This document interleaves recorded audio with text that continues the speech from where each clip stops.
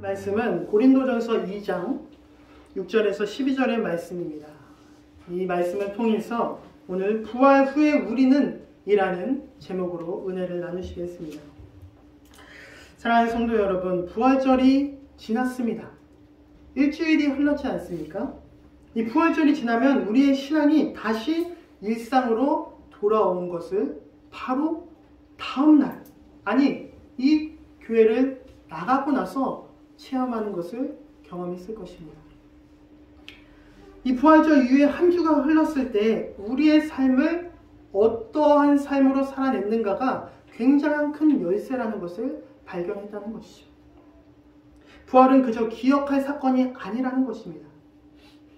제가 이번에 정말 부활절이 지나고 다음날 많은 교회들이 예배들이 있거든요.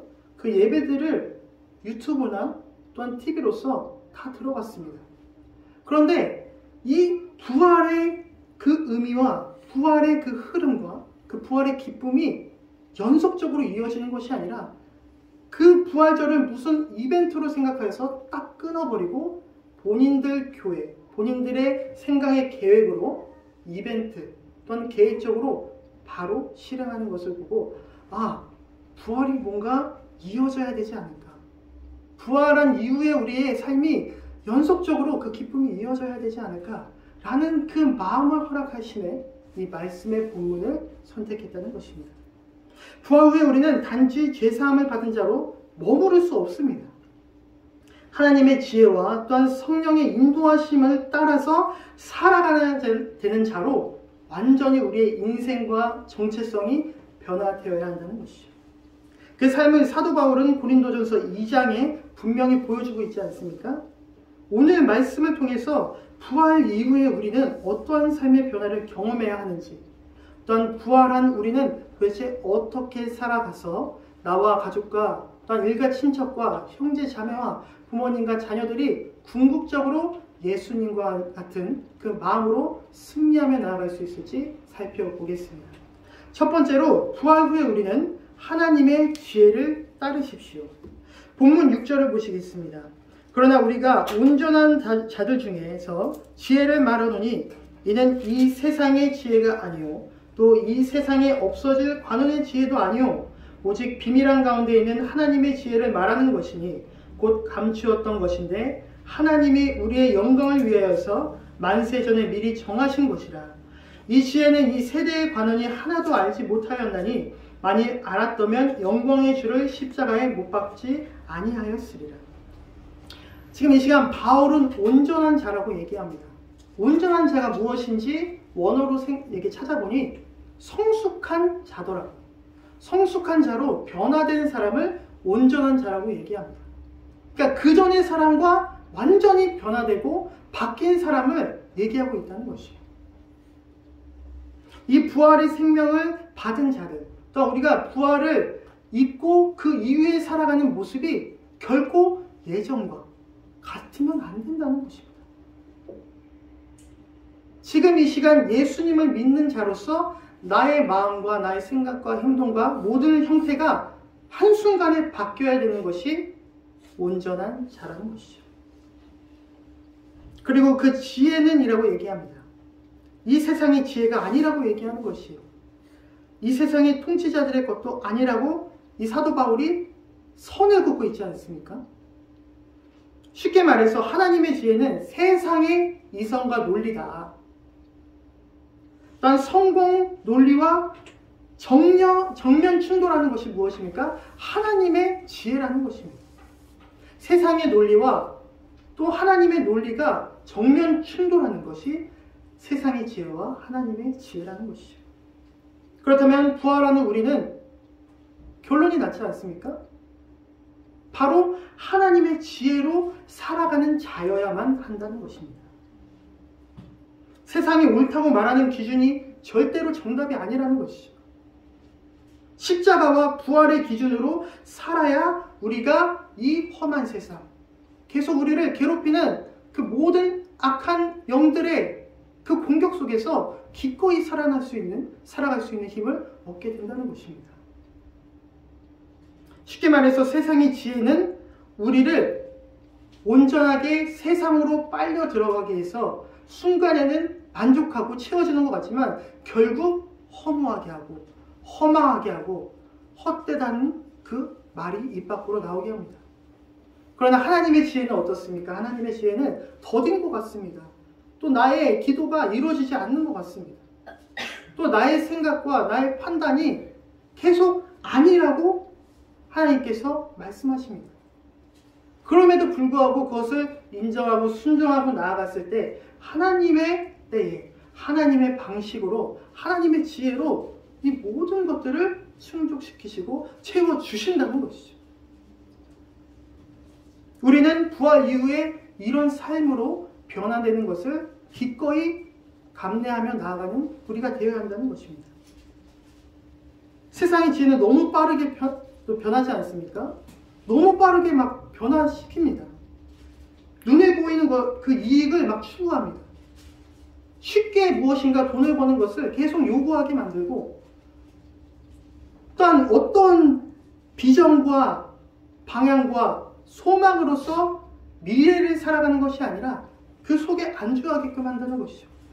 요즘에 유튜브나 이런데 이런 것들이 되게 많이 뜨지 않습니까? 뭐 3일에 100만 원을 벌었네. 뭐 하루빨리 하루에 뭐 40만 원을 벌었네. 부업으로 무엇을 벌었네. 빨리 이익을 추구하는 쪽으로 우리를 계속 몰고 간다는 것이죠. 그래서 점점 하나님을 알지 못하게, 기도하지 못하게 우리를 바쁘게 만드는 것이 사단의 계략인 것을 알아야 합니다.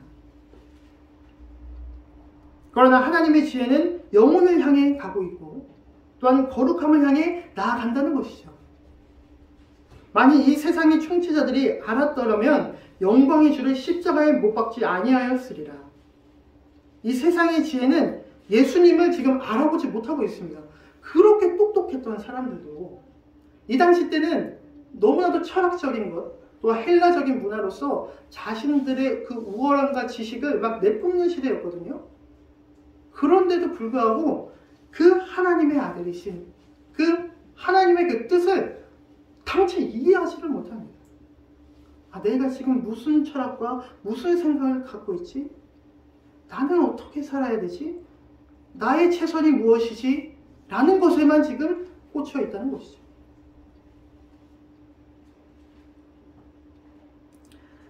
결국 그렇다면 이 우리의 모든 것들은 세상의 기준과 세상의 지혜로 따라가면 무너져 버릴 것입니다. 아리스토텔레스나 또한 플라톤이나 이런 사람들도 결국 죽기 전에 자신의 인생의 허망함을 얘기했다는 것이죠. 세상을 알지 못한다고 얘기했다는 것입니다. 그냥 우리는 하나님의 지혜로 또 하나님의 지혜를 아는 자로서 세상뿐만이 아니라 영생을 알고 있다는 것입니다. 세상의 지혜는 예수님을 알아보지 못한다고 말씀드렸습니다. 그리고 우리의 세상의 방식으로 살면 부활하신 주님의 길을 그냥 지나쳐 버린다는 것이죠. 우리가 차를 타고 가고 있을 때 드라이브를 하면 풍경을 보려면 어떻게 해야 됩니까? 옆에 아름다운 꽃이 지나가고 어떤 바다가 있을 때 속도를 엄청 빨리 내서 지나갑니까? 이것을 보기 위해서는 속도를 늦추고 내가 그에 맞는 내 눈에 들어오고 내가 인식하고 감정으로서 마음으로서 느낄 수 있는 그 속도로 가야지만 이 풍경이 들어오는 것입니다. 이 바다가 들어오는 것이에요. 그렇지 않으면 우리가 너무 빨리 이 세상 속도에 맞춰서 우리가 가버리면 그 풍경을 볼 수 없고 예수님을 결코 볼 수 없다는 것입니다. 그게 바로 이 고린도 교회가 갖고 있었던 너무나도 큰 질병이었습니다. 고린도 교회는 당시 헬라 철학과 수사학에 매우 익숙한 도시였고 지혜라는 말은 곧 정말 말을 잘하는 사람, 내 말이 맞아, 내 생각과 내 철학이 굉장히 뛰어나, 그리고 권력이 최고야 라고 얘기하는 시대였습니다. 하지만 바울은 이 흐름을 정면으로 반박하고 있다는 것이죠. 하나님의 지혜는 세상의 눈엔 어리석어 보인다. 우리는 현실적인 판단을 해야 할 일이 굉장히 삶으로 살아가는 데 많지 않습니까? 이 자녀의 진로가 어떻습니까? 자녀의 결혼 문제가 어떻습니까? 우리 부모님의 건강이 어떻습니까? 또 우리의 퇴직 후의 삶이 어떻습니까? 또한 재정적인 결정들, 이런 것들이 너무나도 현실적인 판단을 해야 되는 일이 많이 온다는 것이죠. 이때 우리는 세상의 기준이 아니라, 세상의 지혜가 아니라, 이럴 때일수록 우리는 하나님의 지혜로, 하나님의 생각으로 그 모든 것들을 좀 넉넉하게 여유롭게 판단하며 분별하며 나아가야 한다는 것입니다. 이 집을 사는 게 나에게 정말 유리한가? 이 집을 사는 게, 또한 이 땅을 사는 게, 또한 이 일을 하는 게 나에게 유리한가? 성령의 생각으로 생각하면 이 결정이 하나님께 영광이 되는가? 또 하나님의 나라의 확장이 되는가? 교회 가운데, 우리 가정 가운데 하나님의 일을 하는데 전폭적으로 사용될 수 있는가? 이렇게 생각이 바뀌어야 한다는 것이죠. 그리고 말 또한 마찬가지입니다. 내가 이 말을 하면은 내 속이 시원할까? 내가 이 말을 하면은 내가 뭔가 내 감정이 풀릴까?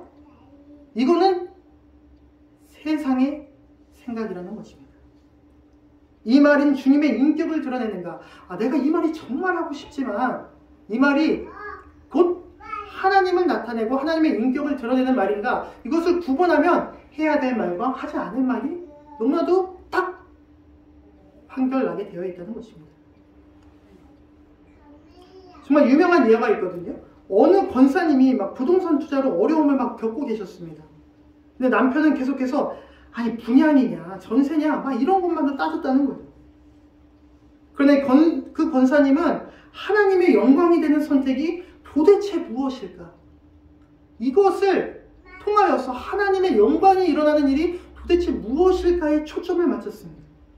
결국 그 기도로 결정한 작은 선택이 세월이 지나서 10년 후, 20년 후에 나뿐만이 아니라 나의 사랑하는 자녀들에게도 신앙의 교육의 터전이 되었다는 것입니다. 그러니 우리 부활 후에 계산보다 기도가 먼저입니다. 손익보다 순종하는 사람이 돼야 된다는 것이죠. 부활 이후에 우리의 변화된 삶이 얼마나 중요하겠습니까? 확실히 결단하여서 변화하지 않으면 이것이 변화되지 않습니다. 우리 광명순복음교회가 지금까지 변화하였고 또한 굉장히 급속도로 무엇인가가 변화하는 것에 치중한 것이 아니라 하나님의 때에 또 하나님의 그 속도에 맞춰서 천천히 모든 것들을 열매 맺기 위해서 지금 이 시간까지 온 것임을 우리는 알아야 한다는 것이죠. 예수님의 부활의 은혜를 입은 자들로서 세상의 지혜를 따라 사는 우리가 아닌 하나님의 지혜로 삶을 살아내는 저와 여러분이 되시기를 간절히 소망하겠습니다. 또한 두 번째는 성령의 인도하심으로 순종하십시오. 9절에서 10절에 보시면 기록된 바 하나님이 자기를 사랑하는 자들을 위하여 예비하신 모든 것은 눈으로 보지 못하고 귀로도 듣지 못하고 사람의 마음으로도 생각하지 못하였다함과 같으니라. 오직 하나님이 성령으로 이것을 우리에게 보이셨으니 성령은 모든 것 곧 하나님의 깊은 것으로도 통달하시느니라. 하나님이 자기를 사랑하는 자들을 위해서 예비하신 것들이라고 얘기합니다. 그리고 성령으로 이것을 우리에게 보이셨고 성령님은 모든 것 곧 하나님의 깊은 것까지도 통달하신다고 얘기하시는 거예요. 이게 쉽게 보면 무엇입니까? 인간의 생각으로는 하나님의 뜻을, 하나님의 마음을 이해할래야 할 수 없다는 것입니다. 이 사람의 마음과 사람의 아무리 뛰어난 그런 지식으로는 그 전능하신 하나님의 마음을 그 어떤 것도 이해할 수 없다는 것이죠. 그러면은 이 하나님의 마음을 이해하려면 어떻게 합니까? 우리가 성령의 사람이 되어야 하는 것입니다. 우리가 성령님 안에서 하나님께 기도하고 성령님 안에서 이 하나님의 모든 것들을 계획해야지만 그 하나님의 뜻을 알 수 있는 실마리, 그 조건이 형성된다는 것입니다. 여기서 보이셨다는 말은 원어를 찾아보니 드러나다, 계시하다라는 뜻이었습니다. 쉽게 말해서 무엇입니까? 부활 후에 우리는 더 이상 추측하며 살 수 없다는 것이죠. 나의 생각과 나의 지혜로는 추측하며 결코 이 세상을 살아갈 수 없다는 것입니다. 하나님이 보여주시는 길을 따라야 한다는 존재의 이유가 형성되는 것이죠. 하나님이 보여주시는 길을 따라 살아야만 하는 존재로 부활 이후에 우리는 변화되어야 한다는 것입니다. 성령님은 단지 감정이나 막 뜨거운 체험을 주시는 분이 아니더라고요. 저는 예전에 성령님을 생각하기를 무슨 이렇게 불꽃처럼, 무슨 연기처럼 이렇게 생각했지만 그 부분은 굉장히 잘못됐던 거더라고요. 성령님은 하나님의 뜻을 해석하게 하시고 조명하게 하시고 이해하게 하시는 하나님이시다는 것을 우리는 알아야 합니다. 이 존 오웬이라는 사람이 이렇게 얘기했습니다. 성령이 없다면 성경은 단지 암호다. 그냥 암호일 뿐이라는 것입니다.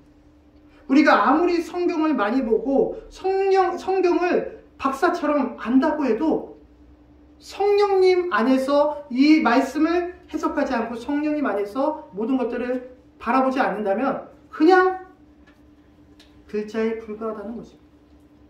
바리새인, 율법학자들이 그랬지 않습니까?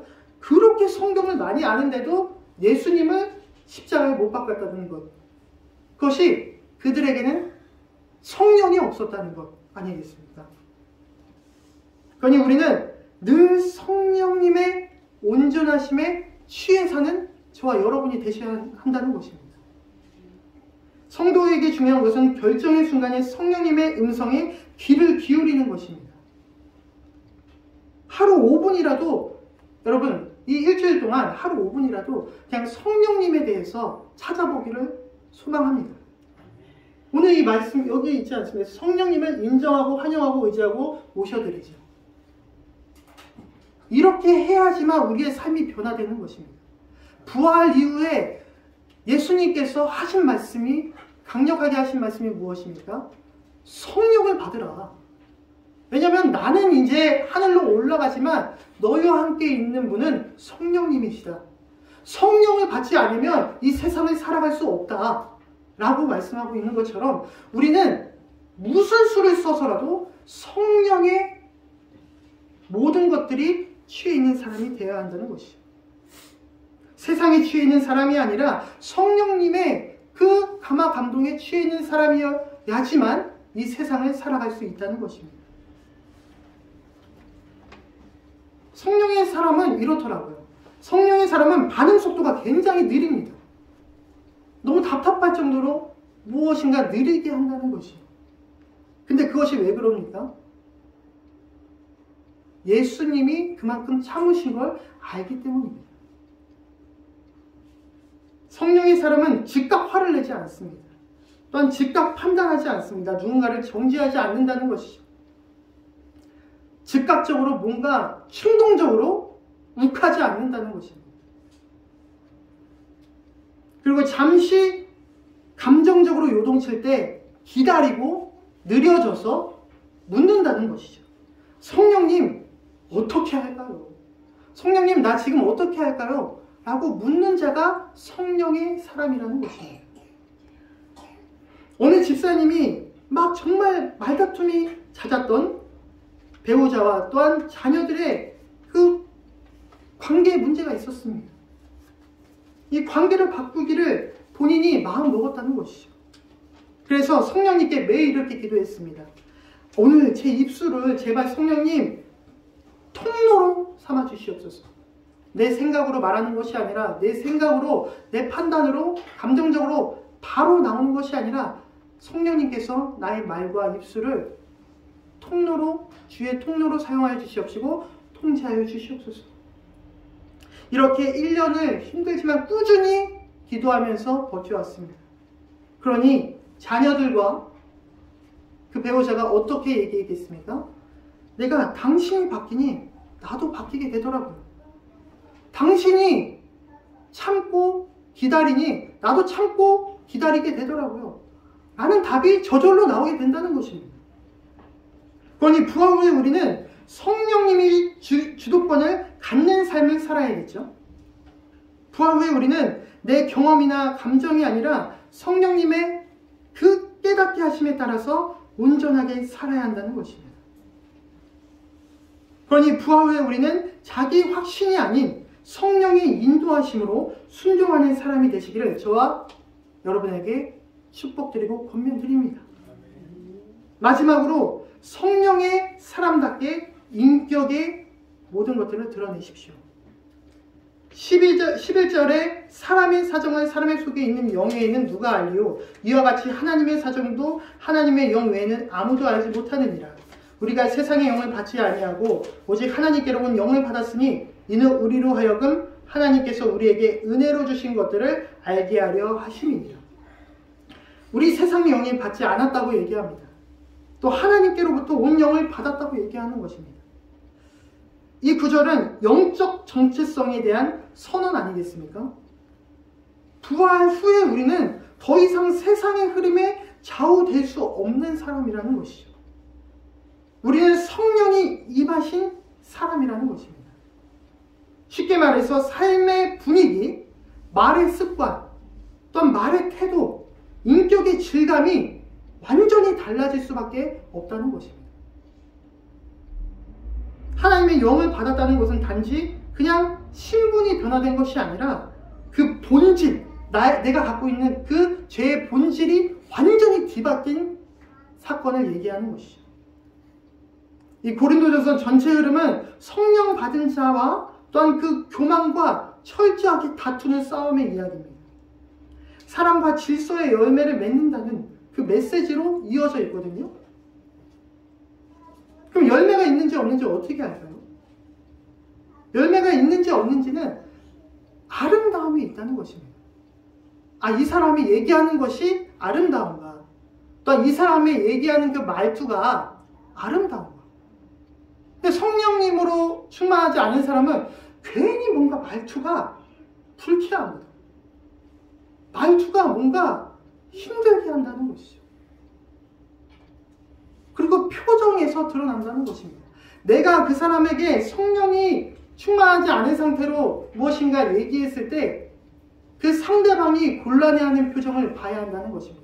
그 상대방이 상심한 표정을 알아차려야 한다는 것이죠. 그 말투, 그 혐오, 또 열매는 결국 아름다워야지만 성령의 열매로 성령의 사람인 것을 확인할 수 있다는 것입니다. 맞는 말도 굉장히 맞는 말인데 기분 나쁘게 하는 사람이 있지 않습니까? 저는 그런 사람을 굉장히 많이 봤습니다. 맞는 말이에요. 맞는 말인데 굉장히 뭔가 들으면 기분이 나쁘게 얘기하는 사람이 있습니다. 그렇게 했을 때 그 말을 들은 사람의 입장을 생각하는 사람. 내가 이 말을 했을 때 맞는 말이지만 이 사람이 표정이 좀 변하고 또한 앞으로의 생각이 조금 위축되는 것을 느끼면 그 말을 안 해야 한다는 것이죠. 이것이 바로 성령의 사람입니다. 그러니 성도 여러분, 부활은 우리를 가만히 있게 하지 않을 것입니다. 부활은 우리를 새롭게 살게 할 것이라는 것이죠. 하나님의 지혜로 선택하게만 할 것이고 또한 성령님의 인도하심에 내가 귀를 기울이게 될 것입니다. 성령님의 인격으로 세상을 품어야만 한다는 것입니다. 부활 후에 우리는 분명하게 변화될 수밖에 없습니다. 예전의 나와 같다. 예전처럼 내가 성질이 난다. 시기한다. 질투한다. 부활을 예배를 드린 것이지 부활을 전적으로 경험하고 성령을 입은 사람이라고 할 수 없다는 것이죠. 부활 이후에 우리는 하나님의 지혜를 온전하게 따라야 할 것입니다. 그리고 성령님의 인도하심에 민감하게 반응해야 되고 성령님을 사람답게 또한 인격을 드러내야 합니다. 부활 후에 우리는 나는 이전과 똑같은 사람인가를 늘 계속 반문해야겠죠.